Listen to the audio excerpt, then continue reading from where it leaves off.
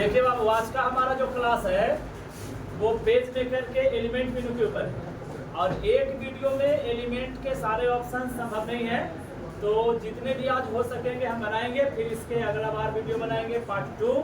फिर भी अगर कुछ बच गया तो हम करेंगे पार्ट 3। ओके, तो एलिमेंट मेनू आप यहाँ देख सकते हैं स्क्रीन के ऊपर कि हमारा जो पेज मेकर का मेनू बार है उसमें फाइल, फाइल के बाद एडिट, एडिट के बाद लेआउट, इसके बाद टाइप और टाइप के बाद एलिमेंट। टाइप के बाद जो एलिमेंट है उसका क्या काम होगा समझेंगे।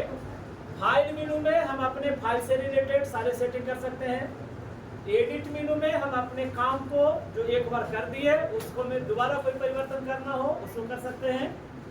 लेआउट मेनू में हम अपने पेज से संबंधित सारा सेटिंग कर सकते हैं।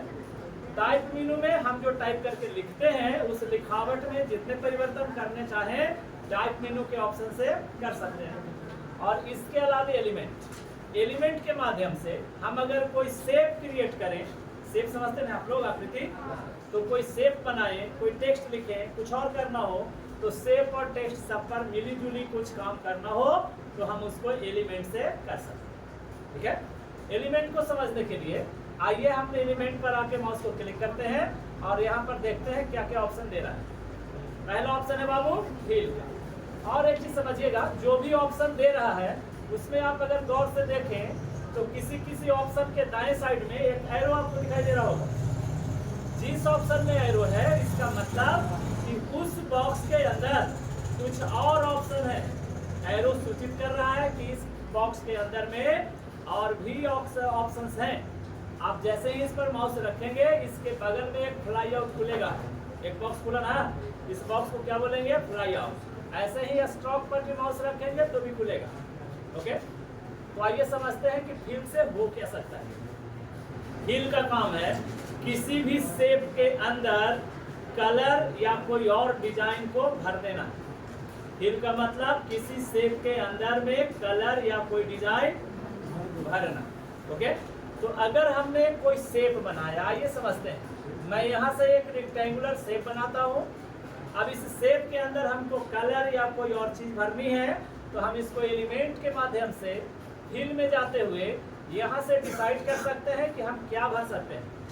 देखिए, भरने के लिए हमारे पास जो ऑप्शन है वो सबसे पहला ऑप्शन है नन। अगर मैंने यहाँ से नन चुना तो इसका मतलब होगा कि इस शेप में कुछ भी भरा नहीं जाएगा। नन का मतलब कुछ नहीं। ओके, इसके अलावा दूसरा ऑप्शन है हमारे पास पेपर। अगर मैंने पेपर चुना तो इसका मतलब होगा कि वो रेक्टेंगल में हम व्हाइट कलर भर सकते हैं। पेपर का मतलब होगा व्हाइट कलर। इसके बाद अगर हमको व्हाइट कलर के अलावे कोई और कलर भरना है तो हम यहाँ से चुनेंगे सॉलिड। जैसे ही हम सॉलिड चुनेंगे उसके बाद हमको कलर सेलेक्ट करना होगा, तो सॉलिड के बाद हम जो कलर सेलेक्ट करेंगे वही कलर हमारे शेप के अंदर भर जाएंगे। इसके अलावा नीचे कुछ बने हुए डिजाइन हैं, इसको हम बोलेंगे पैटर्न। इसमें से जिस डिजाइन का पैटर्न आपको पसंद हो आप उस डिजाइन का पैटर्न चुन सकते हैं। पैटर्न्स की जो लाइंस हैं वो उसी कलर की दिखाई देंगी जो कलर आप सॉलिड में चुनेंगे। ओके, तो आइए समझने के लिए मैं सबसे पहले यहाँ पर सॉलिड कलर पर क्लिक करता हूँ और सॉलिड कलर पर क्लिक करने के बाद मैं यहाँ से कलर बॉक्स खोलता हूँ। अब एक चीज और है, यहाँ पर हमारे सामने कलर बॉक्स दिखाई नहीं दे रहा है। तो आपको शॉर्टकट पता है ना, कंट्रोल के साथ जे प्रेस करेंगे तो कलर बॉक्स हमारा आ जाएगा। इस कलर बॉक्स में जाके मैंने रेड कलर पर क्लिक किया। अब जरा देखते हैं यहाँ पर कुछ प्रभाव पड़ा क्या। रेड कलर आया।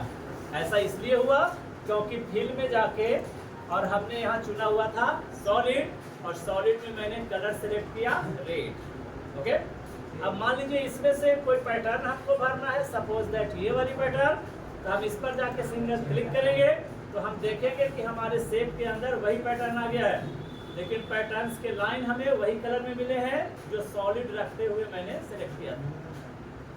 तो आई थिंक फिर समझ में आ गया होगा।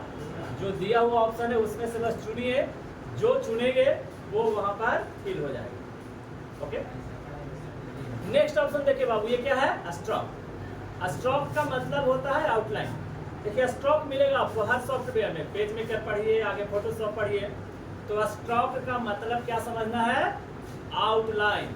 तो हमने जो यहाँ पर रेक्टेंगल बनाया, इसके बाहर ये जो लाइन दिखाई दे रही है, इस लाइन को ही बोलेंगे स्ट्रोक। अब इस लाइन के साथ आप कुछ डिजाइन करना चाहते हैं, कुछ एडिट करना चाहते हैं, तो लाइन के साथ आप जो करना चाहते हैं उसको करने के लिए आप इसको सिलेक्ट करिए, एलिमेंट में आइए, स्ट्रोक में आइए और यहाँ से चुनिए।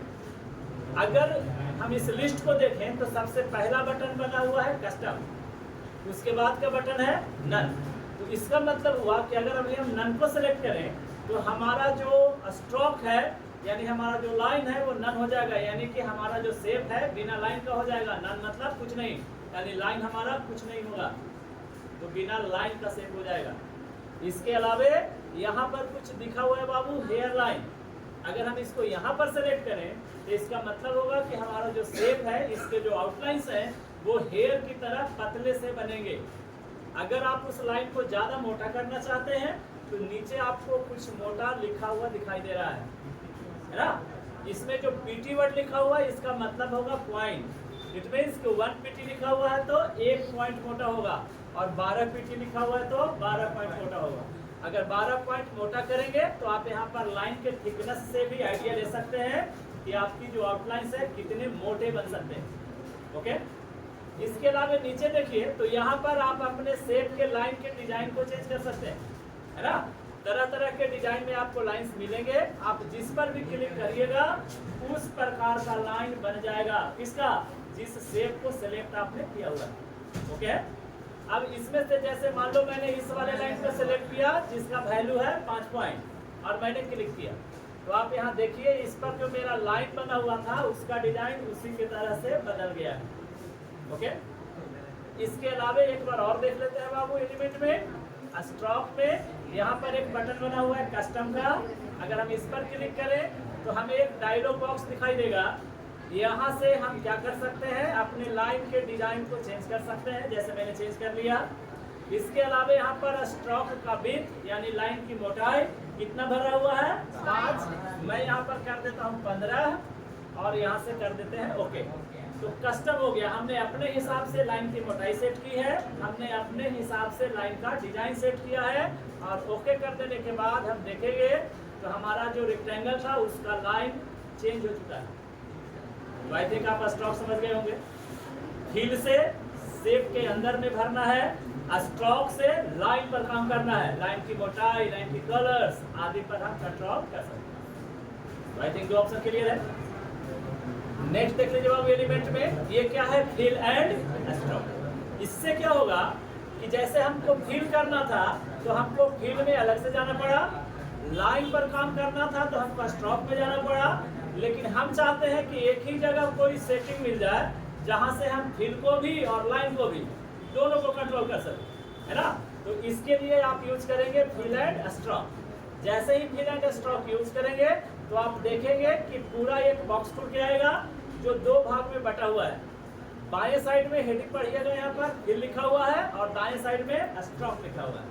यानी फिल पर कोई काम करना है तो आप यहाँ से काम कीजिए बाएं साइड के बटन से, और लाइन पर काम करना है तो दाएं साइड के बटन से कीजिए स्ट्रोक से। ओके, तो आइए समझते हैं। फिल में देखिए ये वाला मैंने पिछली बार चुना था फिल करते समय, तो ये हमको भर के आ रहा है।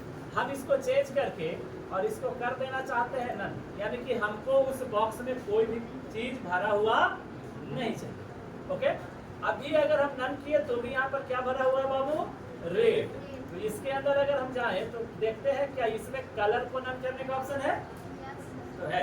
अगर हमें इसमें नन कर दिया तो उसके अंदर कोई भी कलर भरा हुआ नहीं आएगा। तो ये सेटिंग हो गई। इसके अलावा इधर आ जाते हैं, हमको लाइन कैसा बनाना है तो यहाँ से चुन लेते हैं और लाइन को जरा बाबू कर लेते हैं सिंपल लाइन वाला 8 फीट। तो अभी मेरा डाउटेड लाइन था ना, अब हमने कौन सा लाइन खींच दिया, सिंपल। इसके बाद लाइन का कलर हम क्या रखना चाहते हैं, रेड। हम इसको चेंज कर देते हैं, पहले से रेड था इसको कर देते हैं ब्लू। ओके, इसके बाद टिंट है, यानी लाइन का ब्लू कलर कितना डार्क रखना चाहते हैं या कितना कम डार्क रखना चाहते हैं। इसके लिए आप टिंट को ज्यादा करिएगा तो कलर डार्क आएगा, टिंट को कम करेंगे तो कलर हल्का आएगा। ओके, तो इन सारे सेटिंग को करने के बाद हम यहाँ से कर देंगे ओके। अब हम देखेंगे तो हमारे रेक्टेंगल पर वही प्रभाव पड़ा है जो कि हमने व्हील एंड स्ट्रोक से यहाँ पर सेट किया था। तो आपको समझ में आ गया। आप किसी भी शेप को बना के उसके अंदर के कलर्स, उसके लाइंस के कलर्स, उसके लाइन के डिजाइंस को आसानी से कंट्रोल कर सकते हैं। ओके, चलिए एलिमेंट के 3 ऑप्शंस क्लियर है। आगे देख लेते हैं बाबू, ये क्या लिखा हुआ है? फ्रेम। और फ्रेम कब काम करेगा? फ्रेम तब काम करेगा जब आपका टेक्स्ट पैराग्राफ में लिखा हुआ हो। तो चलिए देखते हैं। यहाँ पर मैं ना कुछ टाइप कर लेता हूँ टेक्स्ट टाइप कर लेने के बाद मैं एलिमेंट पे जाता हूँ और यहाँ से चुनता हूँ फ्रेम। और फ्रेम में हमको यहाँ दिखाई दे रहा है, सॉरी ये देखिए फ्रेम ऑप्शंस। देखो बाबू फिर से समझना इस बात को। हम जब भी कोई टेक्स्ट लिखेंगे, ध्यान से समझिएगा, तो टेक्स्ट लिखते समय हम शेप के अंदर टेक्स्ट लिख सकते हैं और शेप के बाहर टेक्स्ट लिख सकते हैं। लेकिन शेप में अगर आप डायरेक्टली अटैच टेक्स्ट लिखना चाहते हैं तो टूल बॉक्स में हर एक शेप के दाएं साइड में शेप के साथ फ्रेम दिया गया है ना। तो ये जो ऑप्शन काम करेगा फ्रेम वाला, वो आपको काम करेगा वैसे शेप पर जो कि टेक्स्ट फ्रेम के साथ ही आते हो। ये दिख रही है आपको? यहाँ पर हमारा जो टेक्स्ट है इसको जरा कंप्लीट कर लेते हैं। इसमें लाइन का कलर मैं ब्लैक कर लेता हूँ, तब आपको दिखाई दे रहा होगा, है ना। इसमें क्या है कि अगर हमने टेक्स्ट टूल लिया और इसके अंदर कुछ क्लिक किया और मैंने कुछ टाइप कर लिया, ये हमारे टेक्स्ट हो गए। अब इस टेक्स्ट के साथ, इस फ्रेम के साथ हम कोई काम करना चाहते हैं तो हम इस फ्रेम को सिलेक्ट करेंगे। सिलेक्ट करने के बाद एलिमेंट में जाएंगे, एलिमेंट के बाद हम फ्रेम में जाएंगे। फ्रेम में जाने के बाद हमको फ्रेम के साथ अगर कुछ करना है तो हम यूज करेंगे फ्रेम ऑप्शंस को। जैसे ही फ्रेम ऑप्शंस को यूज करेंगे तो आप देखिए यहाँ से कुछ सेट कर सकते हैं, है ना। सेट में क्या है, इसका हेडिंग पढ़िए। हेडिंग में क्या लिखा होगा बाबू? Content position. कंटेंट किसको बोलेंगे? जो शेप के अंदर लिखा हुआ है, जो टाइप किया ना, वो उसका कंटेंट है। और पोजीशन का मतलब कि शेप के अंदर में वो कहाँ पर है, ऊपर में है, नीचे में है, दाएं है, बाएं है, बीच में है, कहाँ पर है ना। तो इसके अनुसार हम इसको सेट कर सकते हैं। तो जरा अभी देखिए हमारा ये जो कंटेंट है ये फ्रेम के ऊपर है, टॉप में। तो बाय डिफॉल्ट यहाँ भी सिलेक्ट आ रहा है वर्टिकल अलाइनमेंट में टॉप। तो हम यहाँ से इसको चेंज कर लेते हैं, मान लेते हैं सेंटर या कर लेते हैं बॉटम। ओके, तो अगर हम अभी इसको ओके कर दें तो देखिए हमारे कंटेंट पर क्या प्रभाव पड़ा।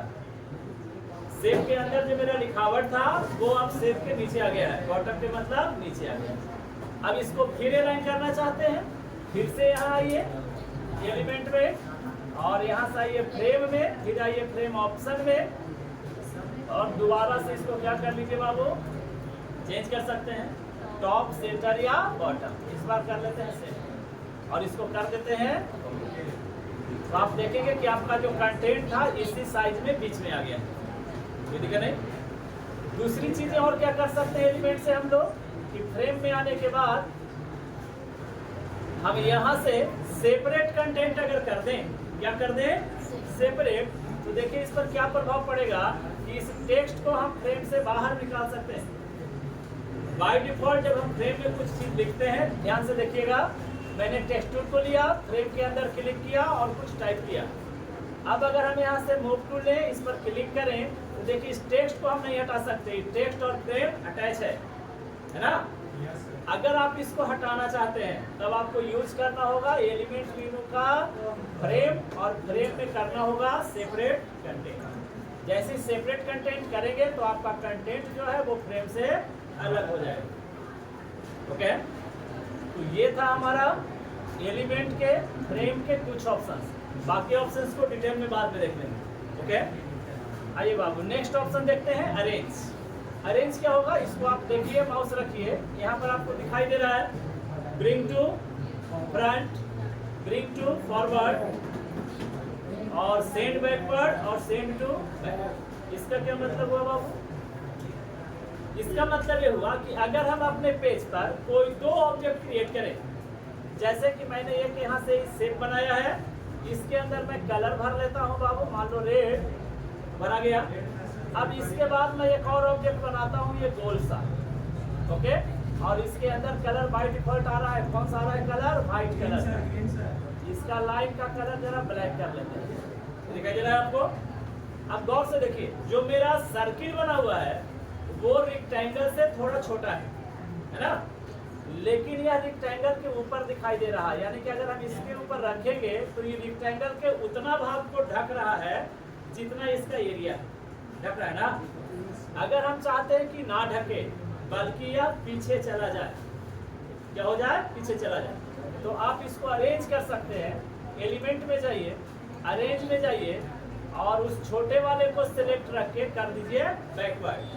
तो जैसे ही बैकवर्ड पर आप क्लिक करेंगे तो कुछ हुआ यहाँ पर नहीं हुआ है, आपको लगा है कि नहीं हुआ है बट हुआ है। एक बार फिर से देखते हैं अरेंज और यहाँ पर करते हैं सेंड टू बैक। अब आपको लगा होगा कि कुछ हुआ है, बैकवर्ड से नहीं लगा। ऐसा क्यों हुआ बाबू, ध्यान से समझिएगा। सबसे पहले क्या हुआ था कि मैंने इस रेक्टेंगल को बनाया था, उसके बाद मैंने 3 टेक्स्ट लिखे थे। एक मैंने ये वाली शेप बनाई थी, है ना, तो रेक्टेंगल बनाने के बाद मैंने 4 काम किया था। तो सेंड बैकवर्ड से हमारा जो ऑब्जेक्ट था वो पीछे तो हुआ जरूर, लेकिन किसी एक के पीछे हुआ। अगर हम 4 बार उसको सेंड बैकवर्ड करते तब जाकर वो इसके पीछे आता। तो बात समझाइए। तो सेंड बैकवर्ड से क्या होगा कि आपका ऑब्जेक्ट जहां पर है वहां से एक स्टेप पीछे होगा, और सेंड बैक से वो सब ऑब्जेक्ट के पीछे चला जाएगा। इसको आप ऐसे समझिए, मान लो इस टेक्स्ट को मैं यहाँ पर रखता हूँ, ये हमको दिखाई दे रहा है ना, इस टेक्स्ट को मैं यहाँ पर रखता हूँ, ये भी हमको दिखाई दे रहा है, इस टेक्स्ट को यहाँ पर रखता हूँ, ये भी दिखाई दे रहा है। और अब मैं वापस एलिमेंट में जाता हूँ, अरेंज में जाता हूँ और इसको करते हैं ब्रिंग टू फ्रंट, यानी सब के आगे। सॉरी, क्यों नहीं हुआ बाबू, क्योंकि वो वाला ऑब्जेक्ट मेरा सिलेक्ट नहीं था।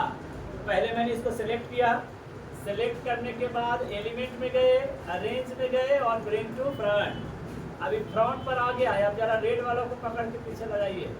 अब देखिए क्या हुआ, मेरा जो व्हाइट वाला शेप है वो सारे टेक्स्ट को भी ढक रहा है और रेड वाले रेक्टेंगल को भी ढक रहा है।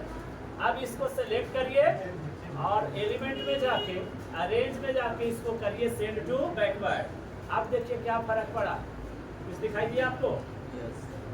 एक टेक्स्ट मात्र उतना में से अब व्हाइट वाला के ऊपर आ गया है। एक टेक्स्ट आया ना, क्योंकि व्हाइट से पहले ये बना हुआ था। इसके बाद एक बार फिर करिए, एलिमेंट में जाके, अरेंज में जाके क्या करेंगे, सेंड बैकवर्ड। अब देखिए क्या फर्क पड़ा यहाँ पर। अभी 2 ऑब्जेक्ट के पीछे चला गया तो 2 ऑब्जेक्ट हमको आगे दिखाई दे रहा है। फिर इसको दोहराइए, एलिमेंट में, अरेंज में और सेंड बैकवर्ड। अब देखिए क्या हुआ है, अभी ये वाला चला गया, ये तीसरा नंबर का है ना।